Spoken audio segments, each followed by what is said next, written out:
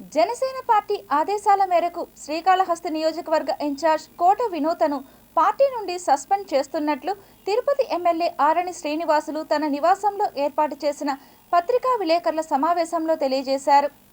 తిరుపతిలోని తన నివాసంలో ఏర్పాటు చేసిన పత్రికా విలేకరుల సమావేశంలో ఎమ్మెల్యే ఆరణి శ్రీనివాసులు మాట్లాడుతూ శ్రీకాళహస్తి నియోజకవర్గ ఇన్ఛార్జ్ కోట వినూతను పార్టీ ఆదేశాల మేరకు తొలగిస్తున్నట్లు వెల్లడించారు.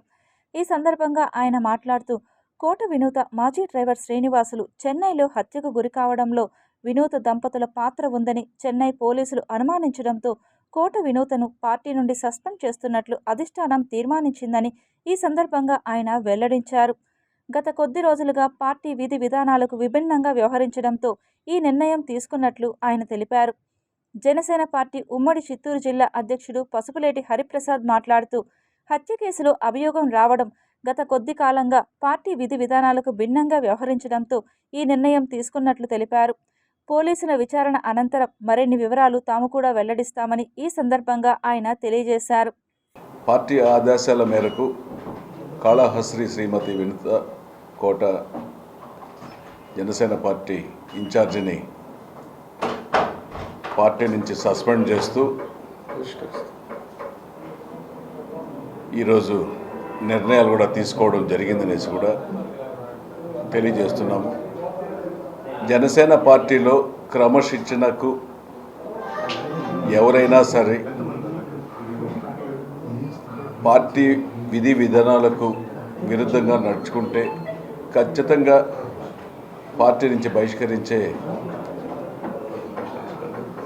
సూచనలు మన నాయకులు పవన్ కళ్యాణ్ గారు కూడా క్లియర్గా సూచించడం జరిగింది.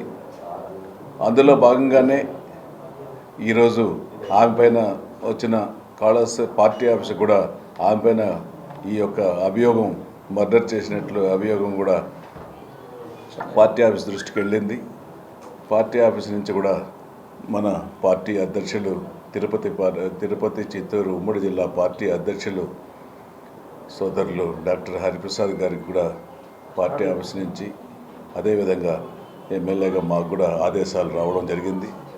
ఆ విషయాలను మీకు తెలియజేయడానికి కోసం ఈ యొక్క సమావేశం పెట్టడం కూడా జరిగిందనేసి తెలియజేస్తున్నాం.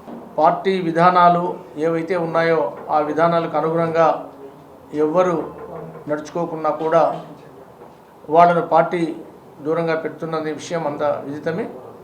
సిద్ధాంతాలకు కట్టుబడి ఉండాలనే విషయం అందరికీ తెలుసు.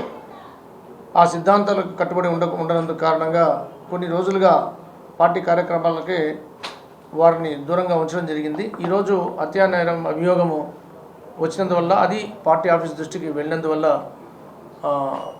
వినూత కోట గారిని పార్టీ నుంచి బహిష్కరించడం అయినది.